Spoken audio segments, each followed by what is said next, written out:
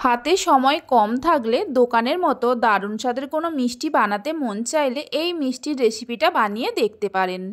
খুবই কম সময়ের মধ্যে বানিয়ে নেওয়া যায় আর খেতে তো ভীষণই ভালো হয়। বানানো এতটাই সহজ যে কেউ বানিয়ে নিতে পারবেন। নমস্কার বন্ধুরা, রূপাস কিচেনে সবাইকে স্বাগতম। তাহলে চলুন দেখে নেওয়া যাক। শুরু থেকে শেষ পর্যন্ত দেখার জন্য আপনাদের কাছে অনুরোধ রইল। সবার প্রথমে ছানা কাটিয়ে নেব। কড়াইতে 1.5 লিটার দুধ নিয়েছি, এবার দুধটা ফুটিয়ে নেব। আমি 1.5 লিটার দুধ দিয়ে মিষ্টিটা বানাচ্ছি, আপনারা নিজেদের প্রয়োজন মতো দুধের পরিমাণটা কম বেশি করে নিতে পারেন। দেখুন দুধ ফুটে উঠেছে, এই সময় গ্যাসের ফ্লেমটা বন্ধ করে দেব। এই দুধ থেকে 1 বাটির মতো দুধ আমি তুলে রেখে দেব। কিছুটা দুধ তুলে রাখার পর দুধের মধ্যে দিয়ে দেব ভিনিগার মেশানো জল। আমি ভিনিগার দিয়ে ছানা কাটাচ্ছি, আপনারা চাইলে লেবুর রস, টক দই যে কোনো কিছু দিয়ে ছানা কাটিয়ে নিতে পারেন। ভিনিগার মেশানো জলটা দিয়ে একটু নাড়াচাড়া করলেই দেখবেন দুধ কেটে ছানায় পরিণত হয়ে গেছে। ছানা কেটে গেছে, একটা ছাঁকনির মধ্যে ছেঁকে নেব। ছানা ছেঁকে নেওয়ার পর জল দিয়ে খুব ভালো করে ধুয়ে নিতে হবে, যাতে ভিনিগারের টক ভাব ছানার মধ্যে না থাকে। ছানার মধ্যে টক ভাব থাকলে মিষ্টির মধ্যেও টক ভাব চলে আসবে, তাহলে মিষ্টিটা খেতে খুব একটা ভালো লাগবে না। 2-3 বার জল দিয়ে খুব ভালো করে ধুয়ে নেওয়ার পর ছানা থেকে এইভাবে চেপে চেপে জল ঝরিয়ে নেব। ছানার জলটা ভালো করে ঝরিয়ে নেওয়ার পর একটা প্লেটের মধ্যে নিয়ে খুব ভালো করে মেখে নেব, মানে ছানাটাকে একদম মসৃণ করে মেখে নিতে হবে। এই মিষ্টিটা খেতে এতটাই ভালো হয় যে একটা খেলে মন ভরবে না। 4-5 মিনিট সময় ধরে মেখে নিয়েছিলাম। দেখুন ছানা একদম মসৃণ হয়ে গেছে, ছানার মধ্যে কোনো রকম বড় দানা অংশ নেই। ছানা ভালো করে মেখে নেওয়ার পর কড়াইয়ের মধ্যে দিয়ে দিলাম যে 1 বাটি দুধ আগে তুলে রেখে দিয়েছিলাম। এই দুধটা হালকা গরম আছে, এর মধ্যে দিয়ে দিচ্ছি কিছুটা পরিমাণ গুঁড়ো দুধ। এখানে প্রায় 100 গ্রামের মতো গুঁড়ো দুধ আছে, তবে গুঁড়ো দুধটা চাইলে আরেকটু বেশি করেও দিতে পারেন।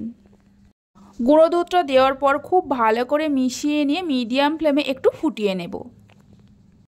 এইভাবে একবার মিষ্টির রেসিপিটা বানিয়ে দেখতে পারেন। বাড়িতে বানালে খেয়ে কেমন লাগলো অবশ্যই আমাকে কমেন্ট করে জানাবেন। 1 মিনিটের মতো ফুটিয়ে নিয়েছিলাম, এবার এর মধ্যে দিয়ে দেব চিনি। চিনিটা চাইলে আপনারা কম বেশি করে দিতে পারেন। এখানে আমি 120 গ্রামের মতো চিনি দিয়ে দিলাম।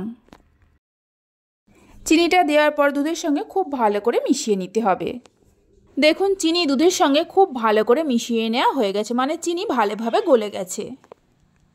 এই সময় দিয়ে দেব যে ছানাটা মেখে রেখে দিয়েছিলাম। অল্প একটু কেশর নিয়ে হালকা গরম জলের মধ্যে 30 মিনিটের মতো ভিজিয়ে রেখে দিয়েছিলাম। কেশর ভেজানো জল 1 চামচের মতো দিয়ে দিচ্ছি, এতে মিষ্টির মধ্যে সুন্দর একটা কালার আসবে। এই সময় গ্যাসের ফ্লেমটা লোতে রেখে সব কিছুকে খুব ভালো করে মিশিয়ে নেব। সব কিছুকে যখন খুব ভালো করে মিশিয়ে নেওয়া হয়ে যাবে, ফ্লেমটা একটু বাড়িয়ে দিয়ে এইভাবে নাড়াচাড়া করে মিশ্রণটাকে একটু ঘন করে নেব বা শুকনো শুকনো করে নেব। এইভাবে ক্রমাগত নাড়াচাড়া করতে হবে, তা না হলে তলায় লেগে যেতে পারে। প্রায় 7-8 মিনিটের মতো নাড়াচাড়া করে নিয়েছিলাম। দেখুন মিশ্রণটা আগের থেকেই অনেকটা ঘন হয়ে গেছে, এর থেকে আর বেশি ঘন করব না। একটা প্লেটের মধ্যে রেখে ঠান্ডা হতে দেব। মিশ্রণটাকে একটু ছড়িয়ে দেব, তাহলে খুব তাড়াতাড়ি ঠান্ডা হয়ে যাবে। 5 মিনিটের মতো রেখে দিয়েছিলাম, মিশ্রণটা ঠান্ডা হয়ে গেছে, তবে পুরো ঠান্ডা হয়নি, হালকা গরম আছে। এবার হাত দিয়ে একটু মেখে নিয়ে কিছুটা করে মিশ্রণ নিয়ে হাতের মধ্যে পাকিয়ে গোল গোল করে মিষ্টিগুলোকে তৈরি করে নেব। তবে আপনারা নিজেদের পছন্দ মতো যে কোনো শেপে মিষ্টিগুলোকে তৈরি করে নিতে পারেন। দেখুন ঠিক এরকমভাবে সবগুলো মিষ্টিকে তৈরি করে নেব। আমার রেসিপি যদি আপনাদের ভালো লেগে থাকে অবশ্যই একটা লাইক, শেয়ার ও সাবস্ক্রাইব করে পাশে থাকবেন।